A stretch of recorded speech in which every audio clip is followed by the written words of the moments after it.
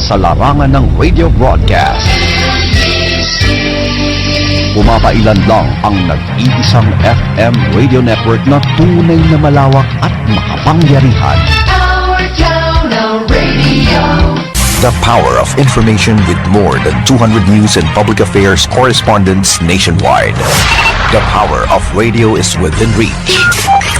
Manila Broadcasting Company's Radyo Natin Network. Radyo Natin reinforces its unwavering commitment as a catalyst for equal opportunity and the right to be equally informed and heard, specifically for the marginalized sectors of Philippine society. After all, Radyo Natin, as the name literally implies, our own radio.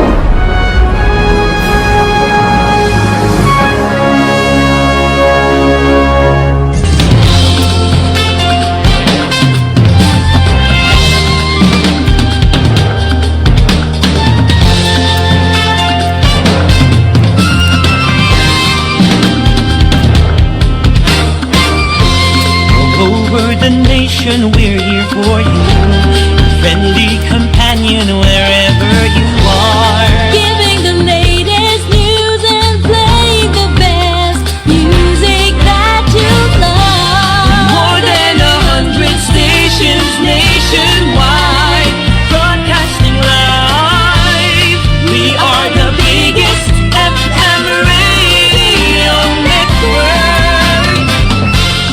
Radio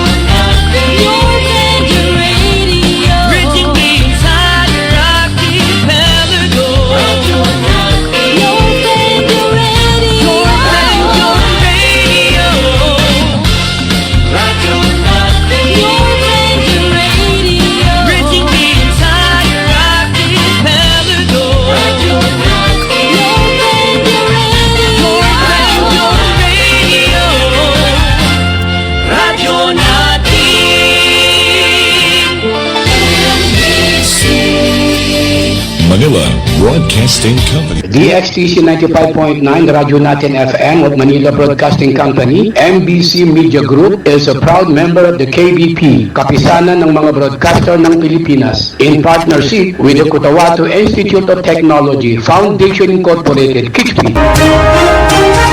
Sa inyo na ang mga balitang ihahati ng Radyo Natin Balita. Mga maiinit, nagbabagat, makabuluhang mga balita sa Radyo Natin Balita. Mga balitang nakalap mula sa loob at labas ng ating bansa. Radyo Natin Balita. Ito lamang sa himpilang DXTC 95.9 Radyo Natin FM, Cotabato City. Radyo Natin Balita. Di magkaka.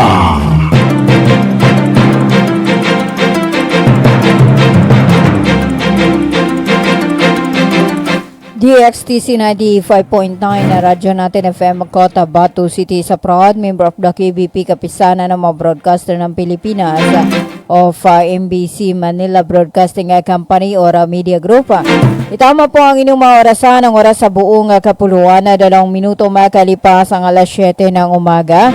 Magandang umaga, Central Mindanao. Welcome aboard sa Radyo Natin na Balita. Ngayon ay araw ng Martes, ika-24 sa buwan ng Marso 2026 at ika-5 sa buwan ng Shawwal 1447 sa Islamic Hijra Calendar. Sa ngalan po ng aming butihing station manager sa aming admin officer, KBP license, Sir PB Jawaril, at sa aming news head, Miss Narunin sa Mamital Kusin, at sa aming mga media technician, ako po ang inyong magkakasama maghahati ng mga balita, kaganapan sa loob at labas ng ating bansa. 3 minuto makalipas ang alas 7 ng umaga at ang oras na natin sa inyo ng Cotabato Institute of Technology Foundation Incorporated at ng Al-Rais Avengers Corporation sa pamahala ni Manager Abidin E. Ali at ng Green Pharmacy. Para sa mga preskong gamot, hanapin lamang ang Green Pharmacy na makikita sa tapat lamang ng People's Palace in Suwat Avenue, Cotabato City. 3 minuto makalipas ang alas 7 ng umaga at bago sa ating mga balita, alamin muna natin ang lagay ng panahon sa Bangsamoro Autonomous Region in Muslim Mindanao.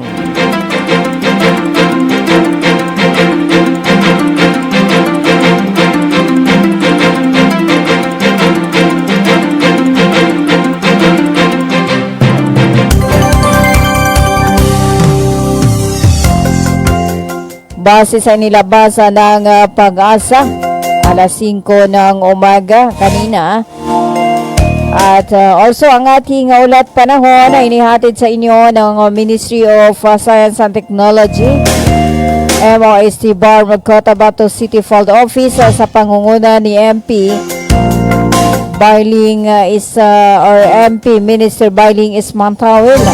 At sa buong suporta ni BARM Chief Minister Abdurrauf Imakakua, katuwang ang DXTC radyo natin na maging alerto, maging handa o laging handa mga kabangsamoro. At para sa ating ulat panahon, ang Easter Lisa ay nakakaapekto sa Mindanao. Ang rehiyon ng Bangsamoro Autonomous Region in Muslim Mindanao ay makakaranas sa maulap hanggang sa maulap na kalangitan na may pulong-pulong pag-ulan, pagkulog at pagkidlat dulot ng estelisa. Posible ang pagbaha o pagguhod ng lupa tuwing may matinding pagkulog at pagkidlat. Ang hangin ay nasa mahina hanggang sa katamtaman na nagmumula sa direksyon ng hilagang silangan hanggang hilaga, at ang alon sa mga baybaying dagat ay magiging banayad hanggang sa katamtaman. Ang temperatura ay nasa pagitan ng 34.0 degrees Celsius hanggang 23.0 degrees Celsius. Sumikat ang araw kanina alas 5:46 ng umaga at lulubog alas 5:54 ng hapon. At yan ang ating ulat panahon mula sa DOST Pag-asa Cotabato. At ang ating ulat panahon ay nihatid sa inyo ng Ministry of Science and Technology or MOST BARM Cotabato City Field Office sa pangunguna ni MP Minister Bailing Ismantawil at sa buong suportan ni BARM Chief Minister Abdurrauf Imakakua, katuwang ang DXTC radyo natin na maging alerto at laging handa mga kabangsamoro.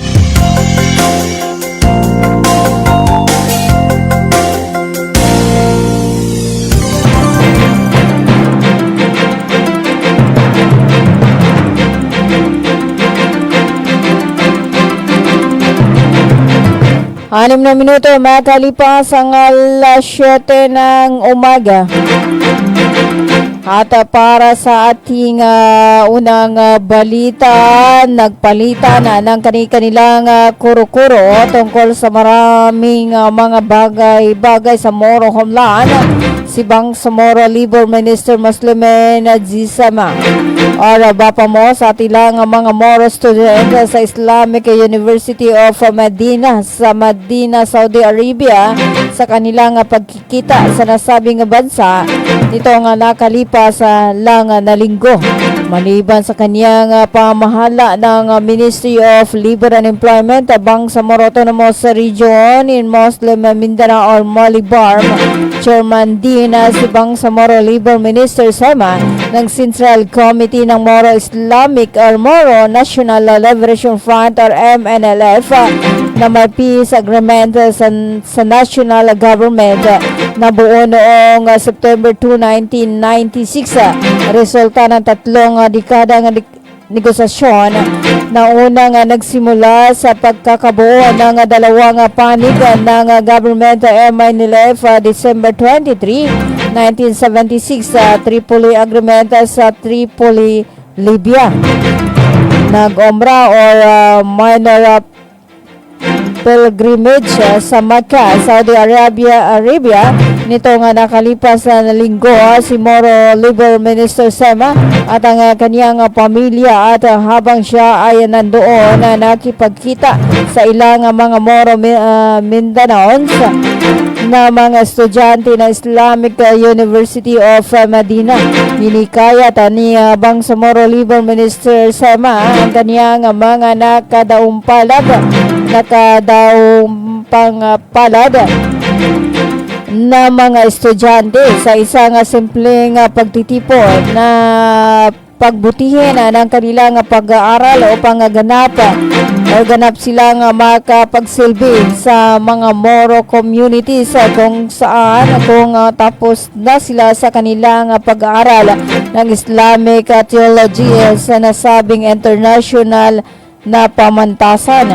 Ang Islamic University of Medina ay tinatag ni King Saud bin Abdulaziz ng Saudi Arabian monarch noong 1961 at marami ng mga Filipino Muslims ang naging Islamic missionaries matapos mag-aral doon.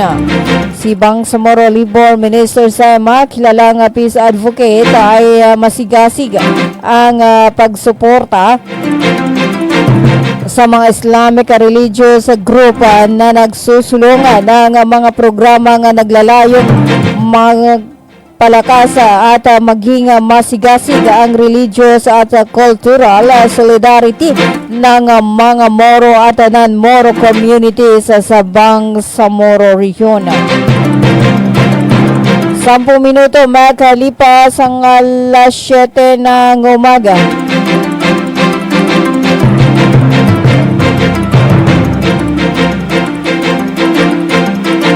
At para sa iba pa nating mga balita sa paggunita ng ika-12 anibersaryo ng paglagda ng Comprehensive Agreement on the Bangsamoro or CAB, ngayong ika-27 ng Marso 2026, naglabas ng pahayag ang Third Party Monitoring Team or TPMT na nanawagan sa muling pagpapatibay ng pangako ng dalawang panig upang makamit ang ganap na kapayapaan sa Bangsamoro. Ayon sa TPMT, malaki ang naging progreso ng Government of the Philippines at Moro Islamic Liberation Front or MILF mula nang pirmahan ang kasunduan noong 2014 sa Malacanang. Gayon pa man nananatili hindi paganap ang implementasyon nito at harap sa mga hamon at pagkaantala ang proseso ng kapayapaan. Binibigyang diin sa pahayag ang kahalagahan ng pagkakapantay-pantay at mutual na paggalang ng dalawang panig. Tinatawag na parity of esteem upang maisulong ang layunin ng kasunduan. Dagdag pa ng TPMT, mahalaga rin ang pagsasagawa ng kauna-unahang parliamentary election sa Bangsamoro Region, Bangsamoro Autonomous Region in Muslim Mindanao or BERMM sa September 2026. Ayon sa kanila, ang halalan ay mahalagang hakbang upang matiyak ang isang truly democratic na pamahalaan sa rehiyon. Isa rin sa mga pundasyon ng kasunduan ng meaningful self-governance kung saan dapat manggaling mismo sa Bangsamoro ang mga desisyon para sa kanilang kinabukasan. Sa huli, tiniyak ng TPMT ang kanilang patuloy na suporta sa ganap na implementasyon ng CAB kasabay ng panawagan sa dalawang panig na manatiling tapat sa diwa at layunin ng kasunduan. Ang CAB ay tinuturing na mahalagang hakbang tungo sa pangmatagalang kapayapaan sa Bangsamoro at sa buong Pilipinas. Ngunit ayon sa TPMT, kinakailangan pa ng mas matibay na kooperasyon upang tuluyang makamit ang hadikaing ito. 13 minuto makalipas ang alas 7 ng umaga. Binibigyang diin ni Burma Chief Minister Abdurauf Imakakuwa ang kahalagahan ng pagkakaisa at maayos na koordinasyon sa loob ng pamahalaan sa isinagawang Bangsamoro Government Executive Legislative Forum 2026 Sa kanya nga naging mensahe, iginiita ni Makakuha na kailangan kumilos bilang isang entidad ang Bangsamoro government upang matugunan ang inaasahan ng mga mamayan. Ayon sa punong ministro, iisa lamang ang nakikita ng publiko. Isang pamahalaan kaya inaasahan nitong may hatid ang serbisyong nararapat sa kanila. Binibigyang diin ni Makakuha na ang mga sakripisyo sa nakaraang pakikibaka ay nangangailangan ng higit pa sa simpleng koordinasyon. Inihayag din nito na nakatuon ang kasalukuyan administrasyon sa isang direksyon ang pagtataguyod ng mas matatag na Bangsamoro nakabatay sa prioridad na batas ng BERMM at sa pinaigting na 12-point priority agenda.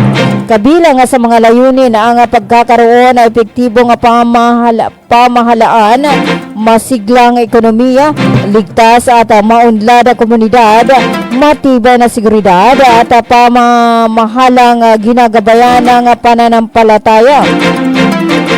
Binalaan din ni Makakuha na hindi na maaring magkaroon ng pagkakadoble-doble ng gawain, pagkaantala at pagkabigo sa pagpapatupad ng mga programa.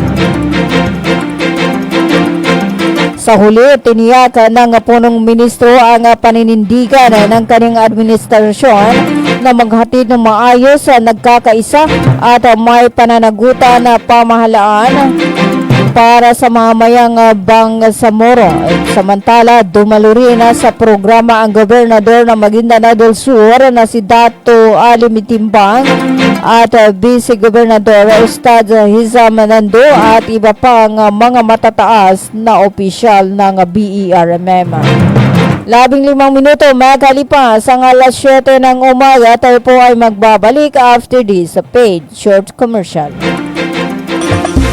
Magandang araw mga magulang at kabataan!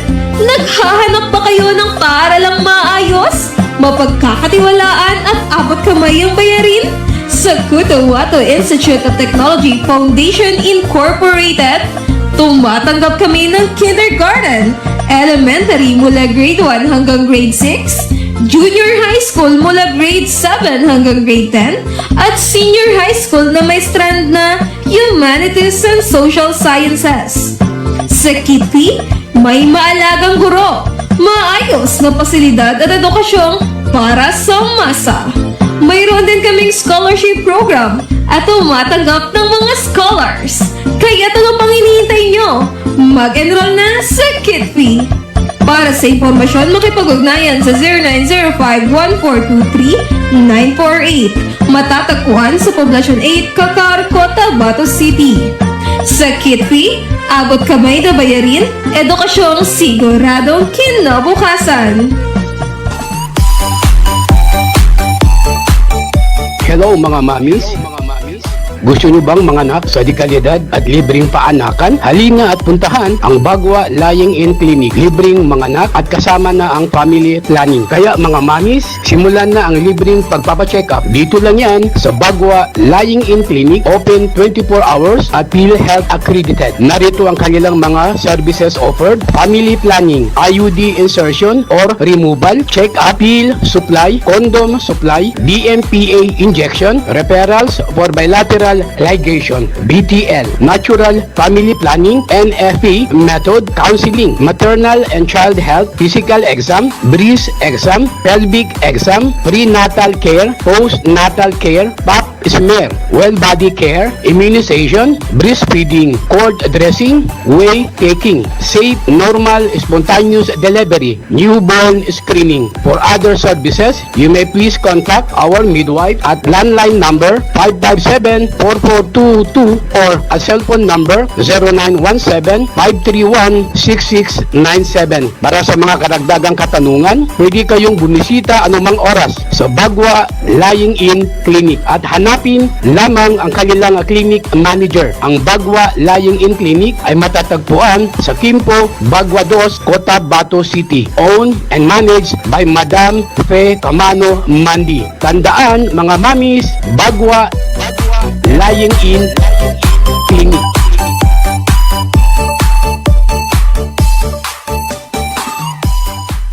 Libre po ang mga anak sa Bagwa Lying-in Clinic. Kinakailangan lamang po ang updated na PhilHealth. Maraming salamat. Assalamualaikum. Alam nyo BARM, ang COMELEC voter registration ay bukas na para sa non-BARM areas. Pero sa BARM areas ito ay magsisimula pa lamang sa May 1 hanggang May 18, 2026. Gayunpaman, maaari pa rin kayo mag-avail ng Special Register Anywhere Program o Register Anywhere Program sa labas ng BARM. Pero ang application nyo ay mapoproseso lamang simula May 1, 2026. Syukran! Bay, siya kapan? Why, Bapa, nana ko din. Bapa. Bagi kako sa walay na nakinog ko adan hindi balita yanin man na pagsikap sa mata na narinyang ko ged kasaki na brahas ka pangingili ko di ako pagkabate sa Quran kaya di ko gere sa mapya nakiog na makele kupon sa mga laga ang mga manisan. Ano natabuan Bapa? Kaadin na katawang ko. Nang bapatelunan ka na mapiyay ka-check upin. Do kumpleto sila sa mga gamit sa ka-check up sa mata. Surlang Eye Care Clinic. Matunang kayo ito Bapa, katawan na kawin dawalalan. Maya ba sa pagkambitya tanan na mapakayat daun kasaki kabaongan ko naman. Luka buanga sa second floor Sardonyx Plaza. Mbalaka na Gutierrez Avenue do Sensuat Avenue ko Tapato City. Ana inshallah nanalmo ko na magudasukal nalmo ko kando makele ko pa. Mga pagali nami, mga pakat nami, ubangili kano sa mapeka check-up nin sa mata, undo kompleto yung mga gamit nin, naangay kano sa Glang Eye Care Clinic, maton sa second floor, Sardonyx Plaza, Malaka na Gutierrez Avenue, undo Sinsuat Avenue, Cotabato City. Mapakaya tamawag kano sa cellphone number nilan, 0966-024-6066. Kano email ad nilan, glangacc@yahoo.com. Angay ka dun sa Glang Eye Care Clinic. Glang Eye Care Clinic. Inihahandog ng Ministry of Labor and Employment, BARMM, sa pamamagitan ng Bureau of Employment, Promotion and Welfare. Mole Job Portal project na binuo para sa mga aplikanteng naghahanap ng trabaho at mga pribadong establishmento, kumpanya at recruitment agencies na nangangailangan ng mga trabahante. Libre. Madali. Ligtas gamitin para sa mga job seekers at employers. Narito ang iilan sa features at function ng online platform system na ito.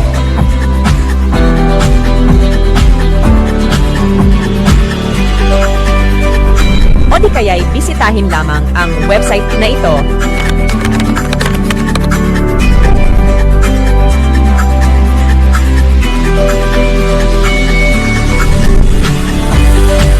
O maaari din i-scan ang QR code sa larawan.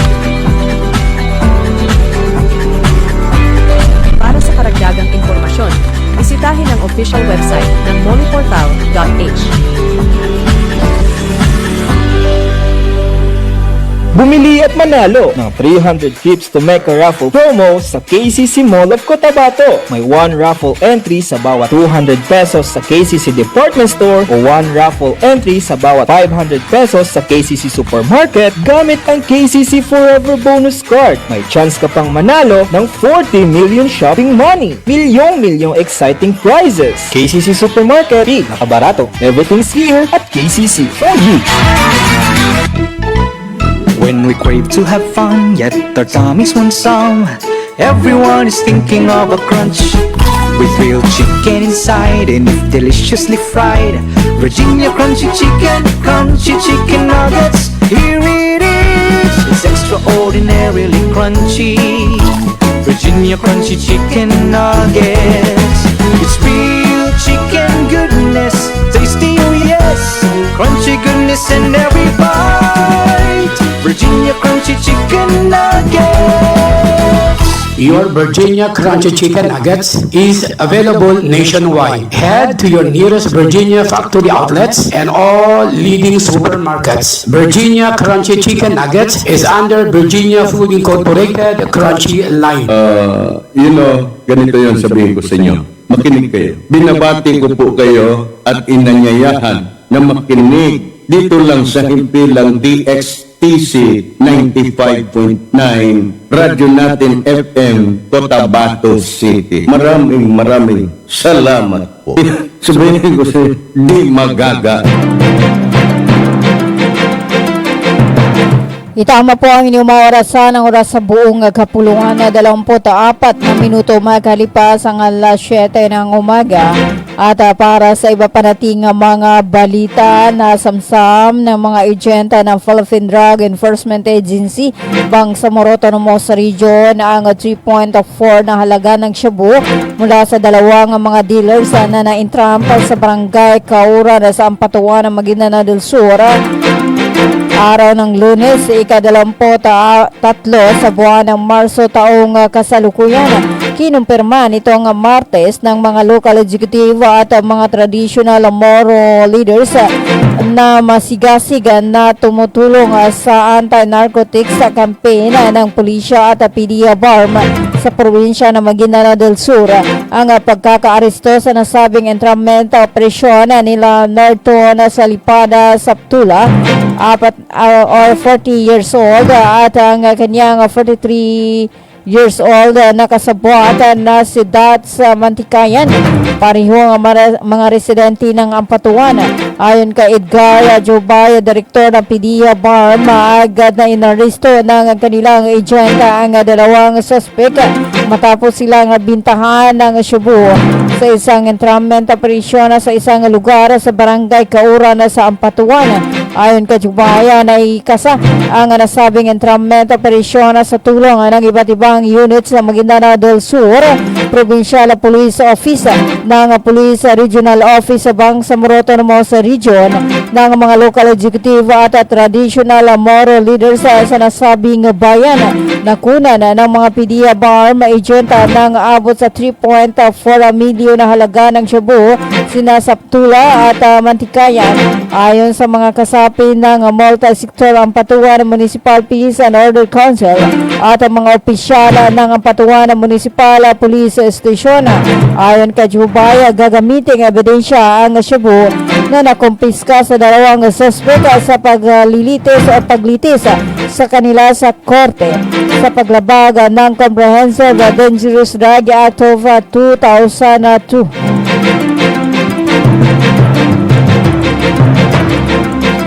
Dalawamput-anim na minuto makalipas ang alas 7 ng umaga.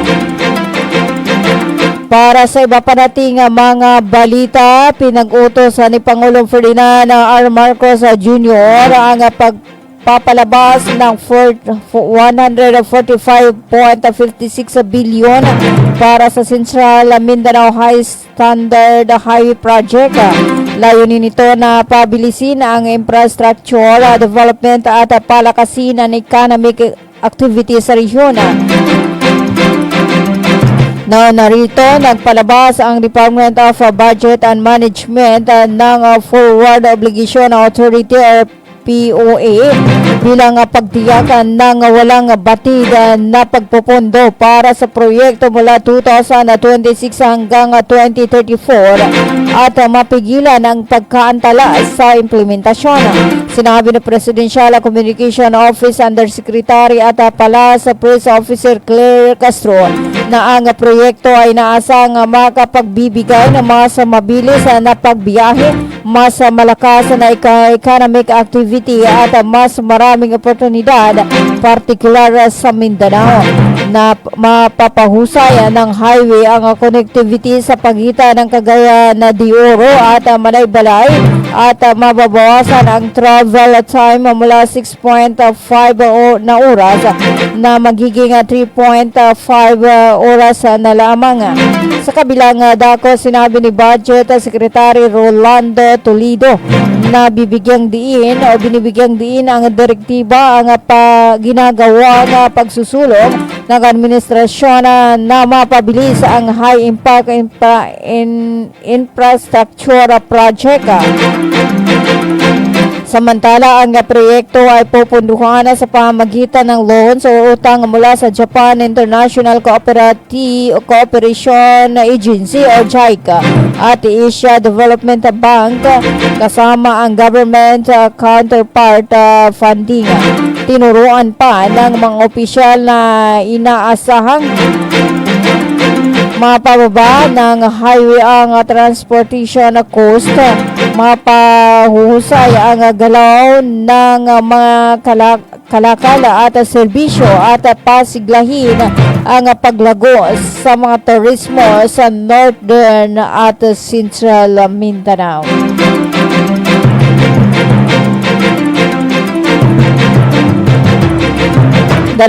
Siyam na minuto makalipas ang alas 7 ng umaga at para sa iba pa nating mga balita, mariing kinundina ng National Press Club NPC ang pagpaslang sa broadcaster na si Julito Jazz Diamante Calo sa Negros Occidental at nanawagan ng masusing investigasyon pang mapanagot ang mga salarina.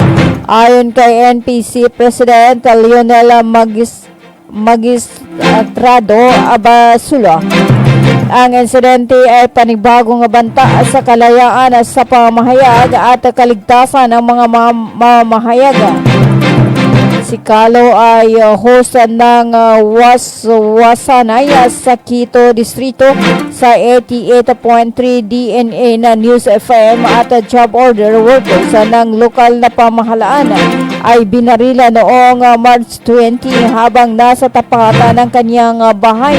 Batay sa paunang ulat, nakatayo ang biktima nang dumating ang isang puting SUV at pagbabarilin ng isa sa mga sakay bago tumakas. Iginiit ng NPC na kolektibong responsibilidad ang pagprotekta sa press freedom at hinimok ang media at civil society na makiisa sa pagtatanggol sa karapatan ng mga mamahayag. Nanawagan din sa publiko na tumulong sa pagbibigay ng impormasyon upang mapabilis ang paglutas ng kaso.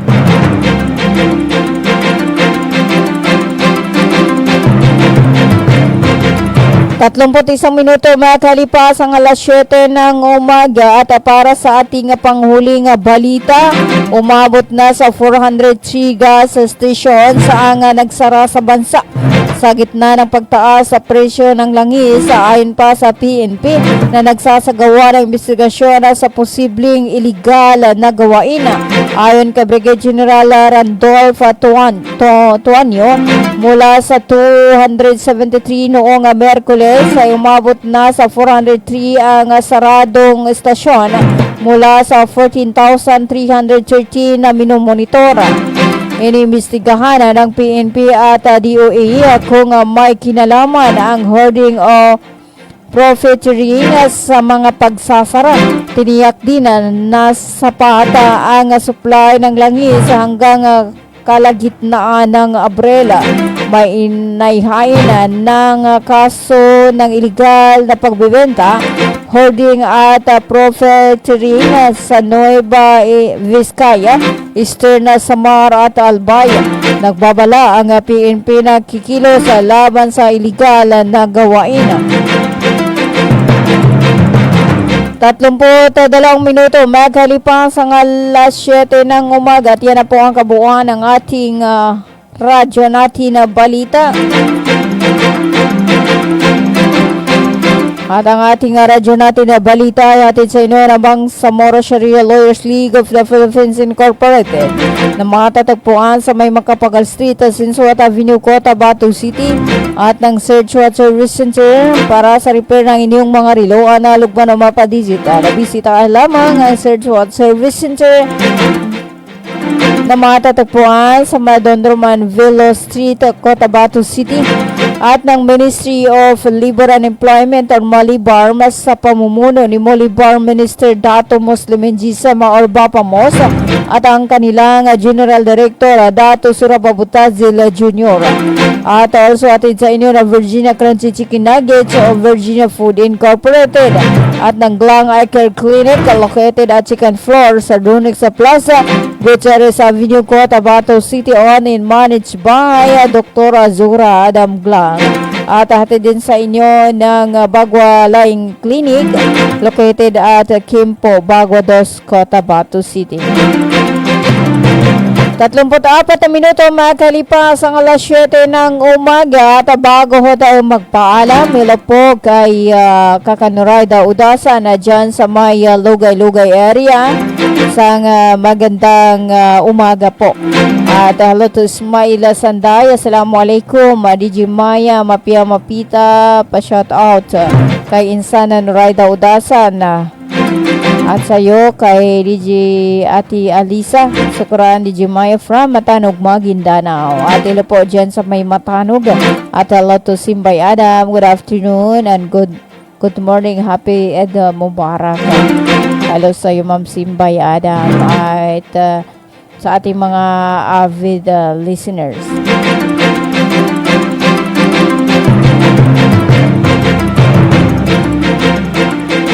At balik normal na po ang pasada ngayong araw. Dahil ito po yung naging resulta ng urgent meeting na pinangunahan ng EDSA na sangguniang panglungsod. 35 minuto makalipas ang alas 7 ng umaga sa ngalan po ng aming butihing station manager sa aming admin officer KBP license sa Sir PB Jawaril at sa aming news head Miss Norunisa Mamintal Kusin at sa aming mga media technician. Ako po ang inyong nakasama, radyo natin Caroline Abbas, hanggang sa muli sa ganito ring oras sa timpila na 95.9 radyo natin FM Cotabato City. Magandang umaga Central Mindanao, tuloy-tuloy sa pagbabalita, tuloy-tuloy sa serbisyo. Sama-sama tayo Pilipino at sama-sama tayo Bangsamoro. Magdaka!